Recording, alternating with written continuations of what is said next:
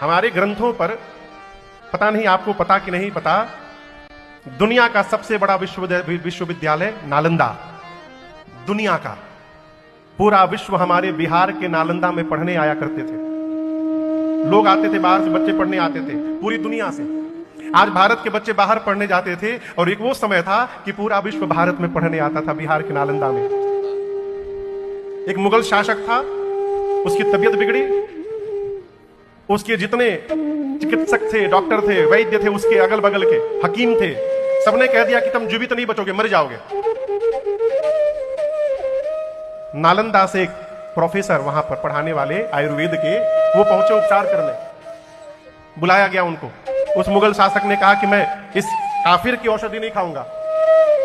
तो उसने कहा ठीक है, आचार्य जी ने कहा ठीक है, तुम दवा मत खाओ, कुरान पढ़ोगे ना, कुरान पढ़ना, उससे तुम ठीक हो जाओगे। उन्होंने क्या किया, दवा लेकर कुरान के पेज में जहां से पलटते हैं उसमें सब में लगा दिया और लगा के कुरान दे दिया। वो पेज पलटता था और जीभ से चाट चाट के पेज पलटता था, और दवा उसके भीतर जाती गई और वो ठीक हो गया, ठीक हो गया।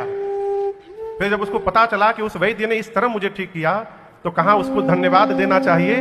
वो सोचा यदि इस प्रकार का ज्ञान यहाँ के लोगों में है तो ये तो पूरे विश्व पर राज करेंगे। वो आताताई आया और पूरे नालंदा विश्वविद्यालय में आग लगा दिया, आग लगा दिया हो। महीनों जलती रही वहां की पुस्तकालय। यदि केवल किताब में लिखा रहता तो फिर सब समाप्त हो गया रहता, लेकिन हमारे गुरुओं को धन्यवाद कहिए, उन्होंने किताब में तो लिखा ही, साथ ही साथ अपने शिष्यों के मन में भी रख दिया, उसको सब याद करा के रख दिया।